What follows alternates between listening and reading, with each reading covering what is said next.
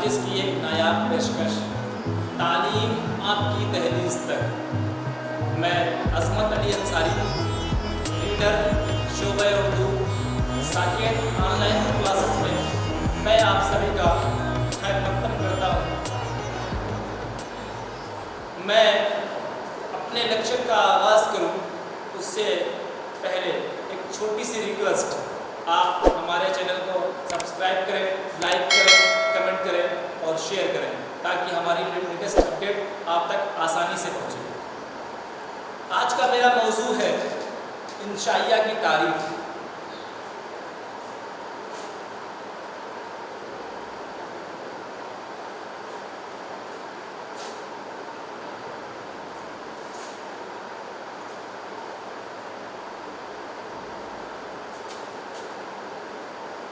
انشائیہ کی تعریف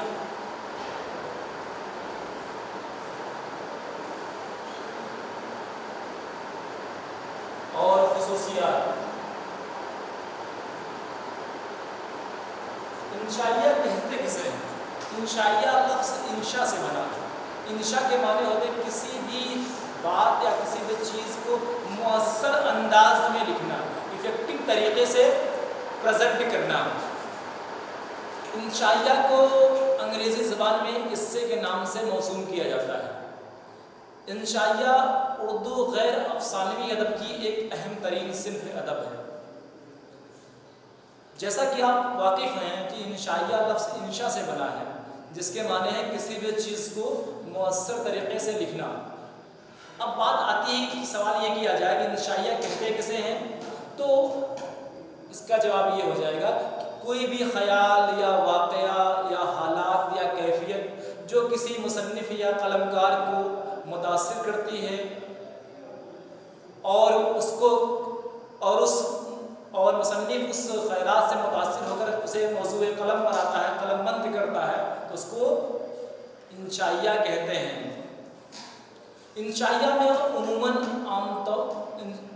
میں عام طور سے مصنف اپنے خیالات، تجربات اور مشاہدات کو مؤثر طریقے سے آسان اور دلکش انداز بیان میں پیش کرتا ہے۔ چونکہ انشائیہ کو ذہنی ترنگ بھی کہا گیا ہے، کیونکہ انشائیہ انسانی ذہن کو متاثر کرتی ہے، چونکہ یہ تجربات اور مشاہدات کا تعلق انسانی ذہن سے ہوتا ہے۔ انسان کا ذہن جب کسی چیز سے متاثر ہوتا ہے، کسی چیز سے اثر لیتا ہے، تو انسان اس کے بارے میں غور و فکر کرتا ہے، اور وہ غور و فکر کرنے کے بعد ایک نتیجے پر پہنچتا ہے، اور وہ جو نتیجے پر پہنچتا ہے اسی نتیجے کو وہ اپنی تحریری زبان میں لکھتا ہے، جس کا نام انشائیہ ہوتا ہے۔ یعنی ہم یہ کہہ سکتے ہیں کہ انشائیہ وہ اردو کی وہ نثر ہے جس میں ایک قلمکار یا ایک مصنف اپنے خیالات، تجربات اور مشاہدات کو آسان اور دلکش انداز بیان میں پیش کرتا ہے۔ انشائیہ کو ذہنی ترنگ اس لیے بھی کہا گیا کیونکہ اس میں انسانی جذبات اور احساسات کی عکاسی ہوتی ہے۔ اب بات آتی ہے انشائیہ کا موضوع۔ تو انشائیہ کا جو موضوع ہے وہ غزل اور قصیدے یا اور مرثیہ کی طرح سے مقرر نہیں، جیسے کہ آپ جانتے ہیں کہ غزل کا موضوع خاص حسن اور عشق ہے، قصیدے کا موضوع خاص کسی کی مدح سرائی ہے، مرثیہ کا موضوع خاص واقعات کربلا ہے، لیکن انشائیہ کا کوئی بھی اپنا موضوع خاص نہیں ہے۔ انشائیہ ہر اس موضوع پر لکھا جاتا ہے جو مصنف کو متاثر کرتا ہے۔ انشائیہ لکھنے والے مصنف کو انشائیہ نگار یا انشاء پرداز کہتے ہیں۔ انشائیہ نگاری کے لیے یہ ضروری ہے کہ وہ مصنف کو قلمکار سنجیدہ مزاج ہو۔ اب آئیے ہم بات کرتے ہیں انشائیہ کی چند خصوصیات۔ انشائیہ کی چند خصوصیات یا انشائیہ کی جو شرائط ہیں ان میں سے پہلی شرائط یہ ہے کہ موضوع کا تنوع۔ انشائیہ کی خصوصیات پر اگر ہم جب نظر ڈالتے ہیں تو پہلی خصوصیت کیا ملتی ہے؟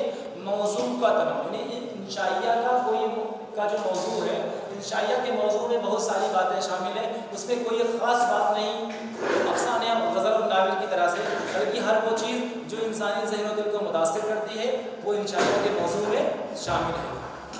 انشائیہ کی دوسری خصوصیت یہ ہے کہ یہ عصری آگہی یعنی انشائیہ کے ذریعہ ایک قاری کو اس عہد کے، اس زمانے کے بارے میں معلومات حاصل ہو سکتی ہے جس زمانے میں یہ انشائیہ لکھا گیا ہو، یعنی عصری عہد، عصر ہوتا ہے زمانہ یا عہد، جس عہد میں، جس زمانے میں انشائیہ نگار نے انشاء پردازی کی ہے یا انشائیہ لکھا ہے، اس زمانے سے واقف ہونے کے لیے یہ ضروری ہے کہ اس انشائیہ کو پڑھا جائے۔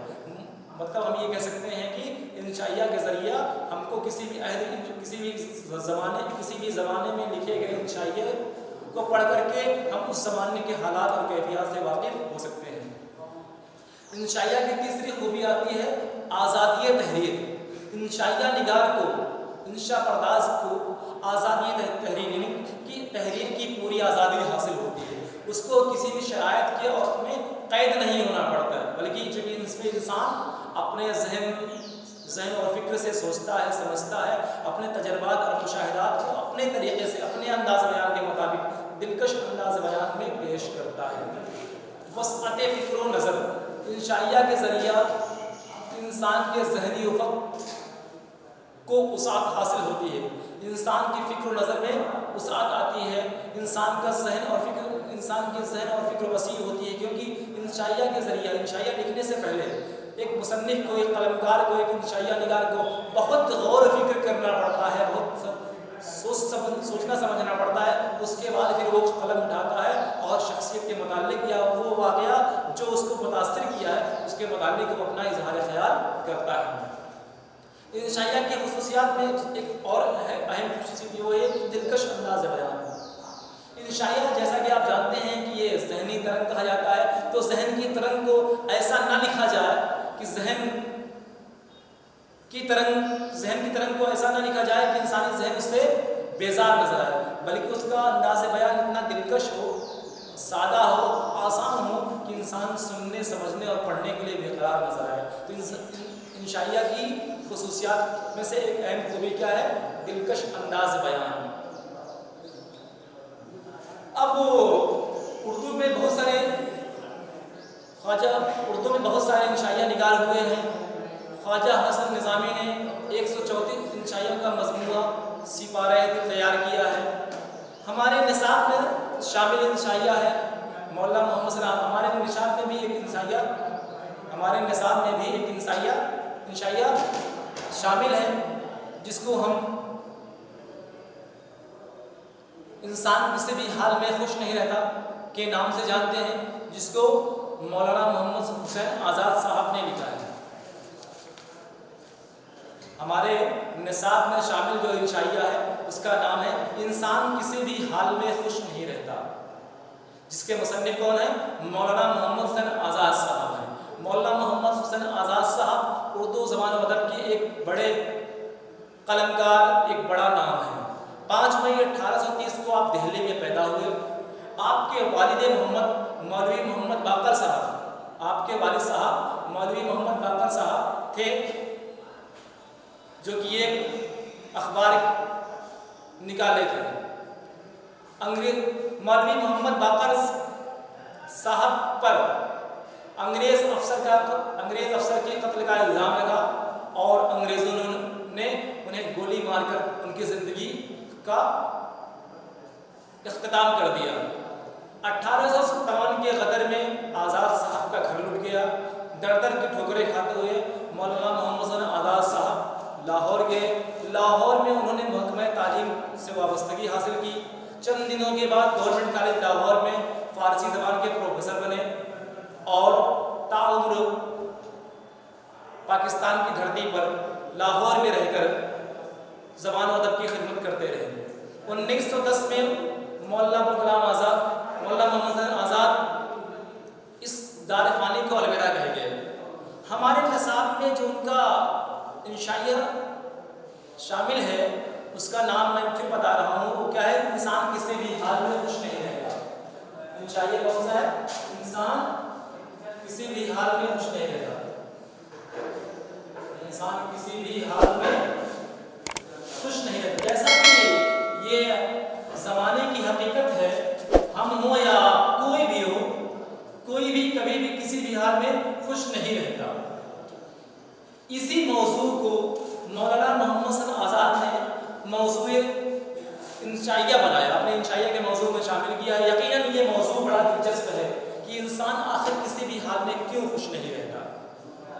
ہم ہوں یا آپ ہوں، ظاہر ہے ہر انسان کو اپنے حالات سے شکوہ ہوتا ہے اور دوسروں کے حالات اس کو اچھے لگتے ہیں، اپنی پریشانیاں زیادہ لگتی ہیں اور دوسروں کی کم لگتی ہیں۔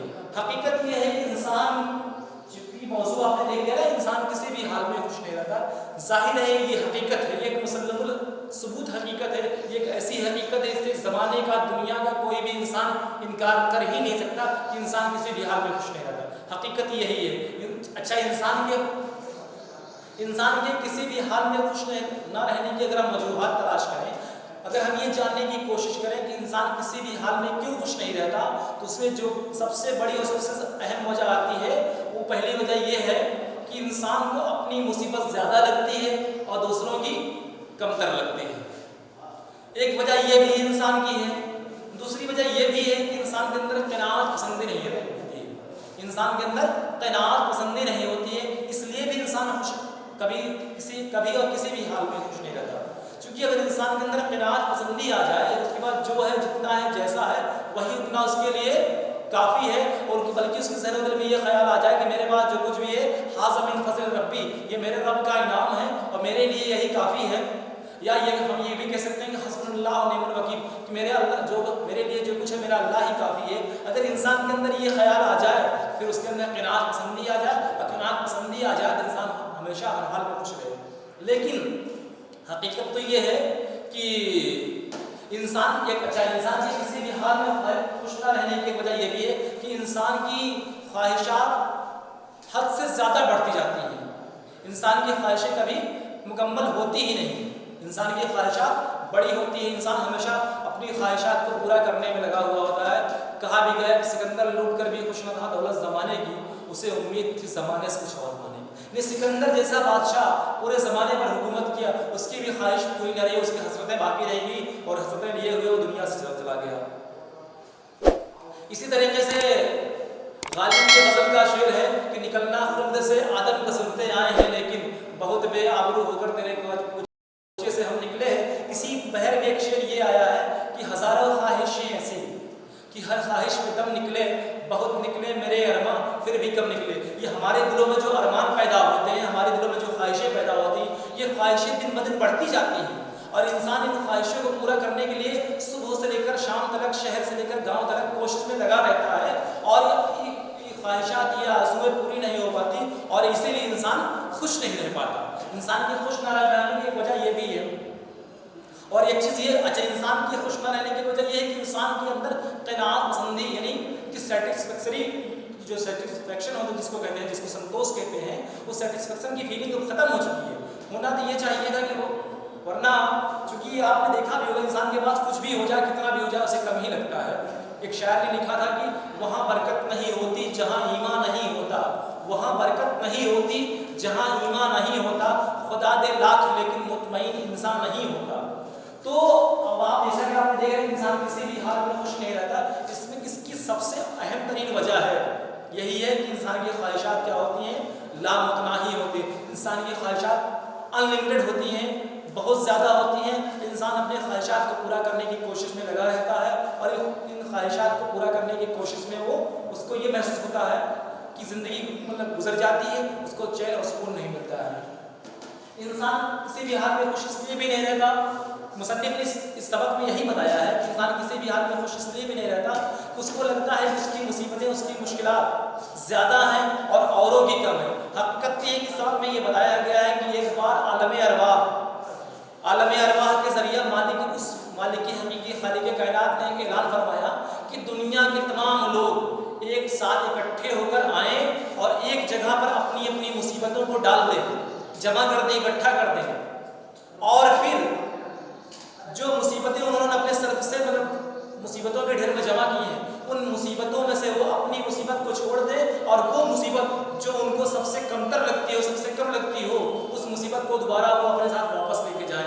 جب ایسا کرنے سے اس سے یہ بات سمجھ آئی کہ جب سب نے اپنی اپنی مصیبتیں ڈال دی اور جب مصیبتوں کو بدلنے کی باری آئی تو سب کو یہ لگنے لگا کہ میری جو پہلے والی مصیبت تھی وہ کم تھی، اور یہ جو دوسری والی مصیبت مل رہی ہے یہ زیادہ ہے۔ اسی لیے مصنف کا کہنا یہ ہے کہ انسان کے اندر اگر قناعت پسندی آ جائے تو یقیناً انسان ہر حال میں خوش رہنے کا طریقہ سیکھ لے۔ جیسا کہ آپ نے عنوان دیکھا ہے کہ انسان کسی بھی حال میں خوش نہیں رہتا، اس کی وجہ ہم نے بتا دی، اور انسان ہر حال میں خوش رہنے لگ جائے۔ مصنف نے یہ سبق کے ذریعے یہ بتانے کی کوشش کی ہے کہ انسان جو کسی بھی حال میں خوش نہیں رہتا، کچھ ایسا طریقہ اختیار کیا جائے کہ انسان ہر حال میں خوش رہنے کے لائق بن جائے۔ انسان ہر حال میں خوش رہے گا کب؟ جب اس کے اندر قناعت پسندی آئے گی، تب انسان کے اندر کیا آئے گا؟ قناعت پسندی آئے گی۔ انسان اپنی خواہشات کو، اپنی آرزوؤں کو، اپنی تمناؤں کو کم کرنا سیکھ جائے، تب انسان کے اندر کیا کہتے ہیں؟ امن، وفا اور خلوص اور پیار کا جذبہ، ہمدردی اور انسانیت آ جائے، تب۔ یہ مولانا محمد حسین آزاد کا لکھا ہوا سبق ہے، جس کا نام ہے انسان کسی بھی حال میں خوش نہیں رہتا۔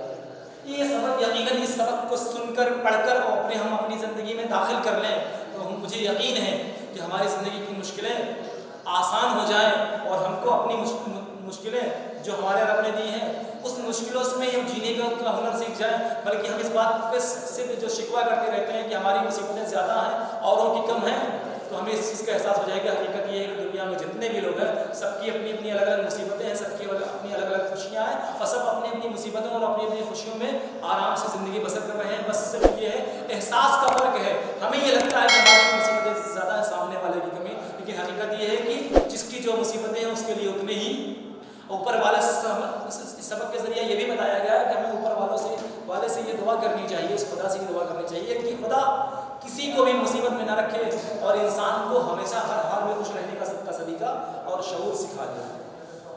آج کا میرا دوسرا موضوع جو ہے وہ ہے سر سید احمد خان کا لکھا ہوا مضمون عمر رفتہ۔ کون سا مضمون ہے؟ عمر رفتہ۔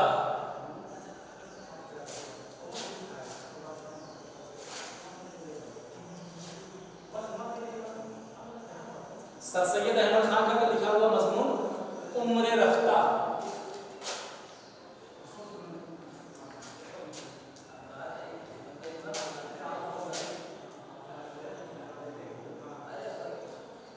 عمر رفتہ، عمر مطلب ایج، عمر، ٹھیک ہے، اور لائف، رفتہ مطلب گزرتی ہوئی یا جاتی ہوئی۔ اس کا مطلب کیا ہوا کہ جاتی ہوئی عمر، عمر رفتہ مطلب گزرتی ہوئی عمر۔ گزرتی ہوئی عمر ہمیں کیا سکھاتی ہے اور ہمیں کیا کرنا چاہیے، اس خیال کے بارے میں اس سبق میں بتایا گیا ہے۔ مولانا محمد حسین آزاد، اس سبق کو کس نے لکھا ہے؟ سر سید احمد خان نے۔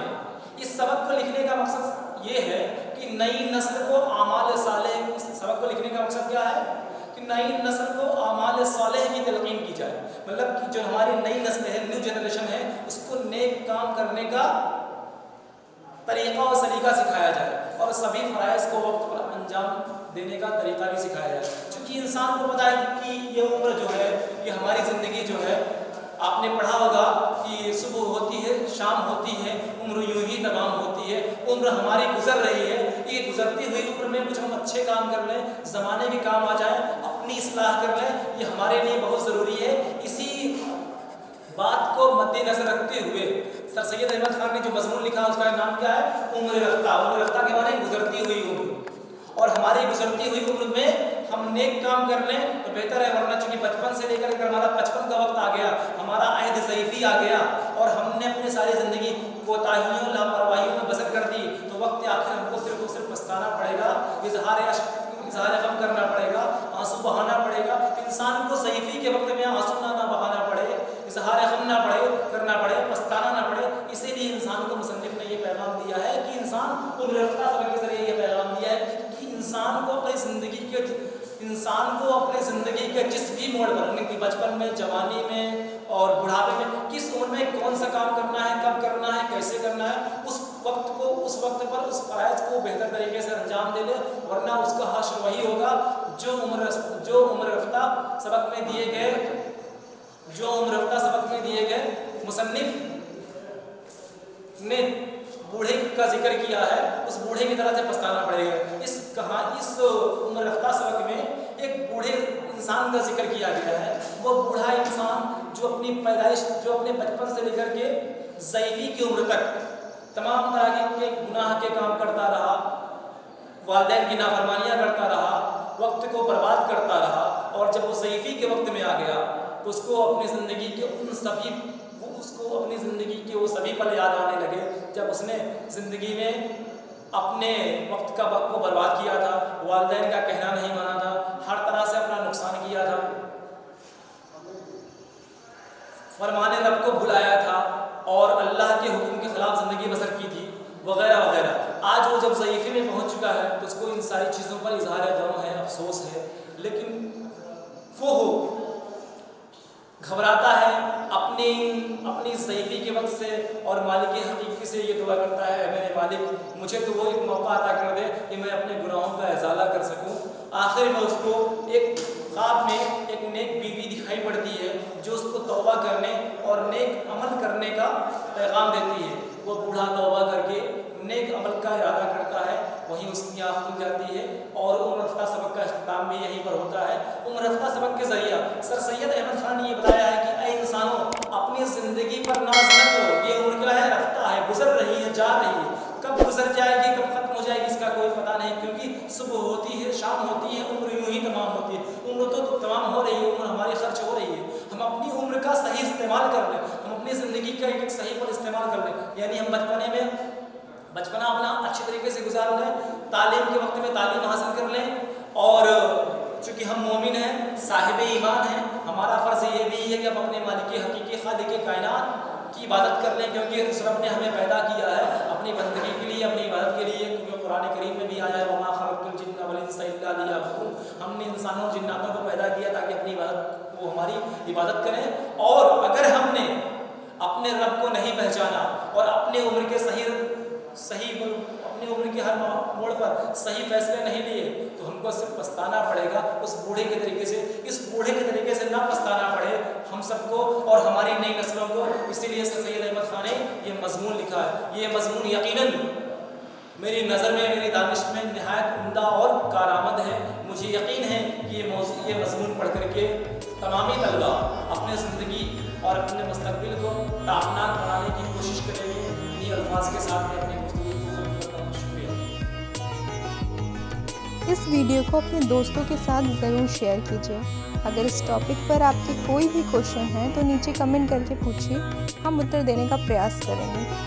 اور اگر آپ نے ابھی تک ہمارے چینل کو سبسکرائب نہیں کیا ہے تو ترنت سبسکرائب کریے، ساتھ ہی بیل آئیکن پر کلک کریں تاکہ آگے آنے والے سبھی ویڈیو آپ تک پہنچتے رہیں اور آپ ہم سے یوں ہی جڑیں۔